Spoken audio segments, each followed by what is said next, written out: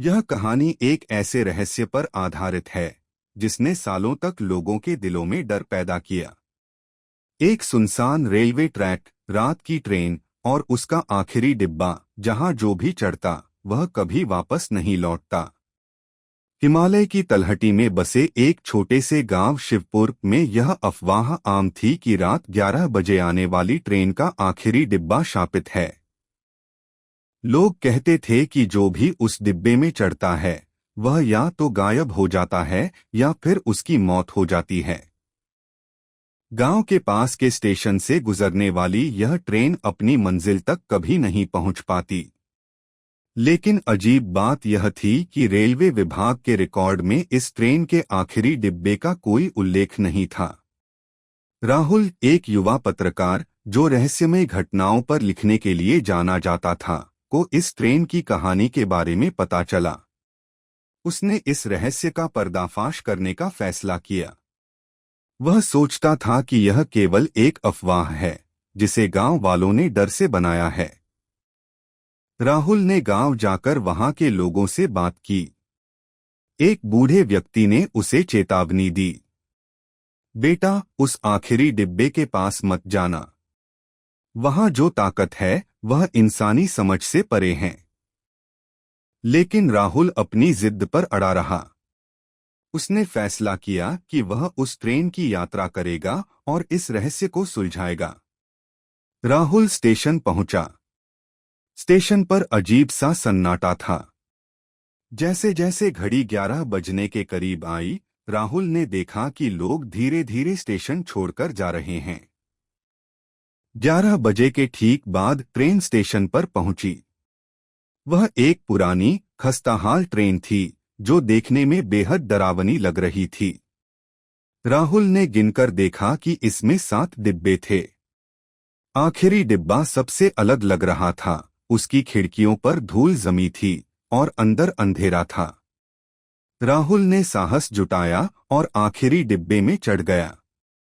डिब्बे के अंदर घुसते ही राहुल को अजीब सी ठंड का एहसास हुआ। डिब्बा पूरी तरह खाली था, लेकिन ऐसा लगा जैसे वहां किसी की मौजूदगी हो। खिड़कियों से बाहर झांकने पर केवल घना अंधेरा नजर आता था। राहुल ने अपने बैग से कैमरा निकाला, तभी उसे एक धीमी आवाज सुनाई दी, जैसे कोई उसके पास फुसफुसा रहा हो। तुम यहाँ क्यों आए हो? राहुल ने डरते हुए चारों ओर देखा, लेकिन वहां कोई नहीं था।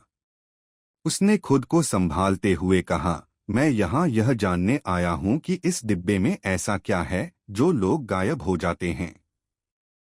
अचानक डिब्बे की लाइट झपकने लगी और राहुल ने देखा एक परछाई खड़ी है। वह परछाई इंसानी आकार की थी, लेकिन उसका चेहरा साफ नजर नहीं आ रहा था। जैसे ही ट्रेन आगे बढ़ी, राहुल को लगा कि ट्रेन रुकने वाली है। उसने खिड़की से देखा कि ट्रेन एक सुनसान स्टेशन पर रुक गई थी। स्टेशन का नाम था कालापुर। स्टेशन पर न तो कोई यात्री था और न ही कोई कर्मचारी। अचानक राहुल ने देखा कि ट्रेन के डिब्बे में धुंध जैसी चीज भरने लगी। धुंध के बीच उसने कई परछाइयों को देखा जो धीरे धीरे उसकी ओर बढ़ रही थीं। राहुल का दिल तेजी से धड़कने लगा। उसने अपना कैमरा उठाकर उन परछाइयों की तस्वीरें खींचने की कोशिश की, लेकिन कैमरा काम नहीं कर रहा था। अचानक बहुत सारी परछाइयां वहां पर आ गई और बोली, यह डिब्बा हमारी कैदगाह है। हम वे लोग हैं जो लालच, घमंड और बुरे कर्मों की सजा भुगत रहे हैं। जब भी कोई नया व्यक्ति इस डिब्बे में आता है, वह हमारे शाप का हिस्सा बन जाता है। अब तुम भी यहां से नहीं जा सकोगे। राहुल ने अपनी पूरी ताकत जुटाई और चिल्लाया, मैंने कोई बुरा काम नहीं किया है, मुझे जाने दो। परछाई बोली, सिर्फ सच्चा और साहसी इंसान ही इस डिब्बे से निकल सकता है। अगर तुमने सचमुच कुछ गलत नहीं किया है तो अपनी हिम्मत दिखाओ। राहुल ने परछाई से कहा, मैं यहाँ तुम्हारी सच्चाई लिखने आया हूँ। मैं इसे दुनिया को बताऊंगा। तुम लोगों को न्याय दिलाने के लिए मेरी मदद करनी होगी। यह सुनकर परछाइयां शांत हो गईं और कहा, अगर तुम हमारा सच दुनिया को बता दोगे तो हमारी आत्माएं मुक्त हो जाएंगी। जाओ और यह कहानी सबको सुनाओ।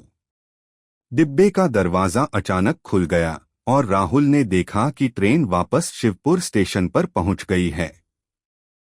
वह तुरंत ट्रेन से उतरा।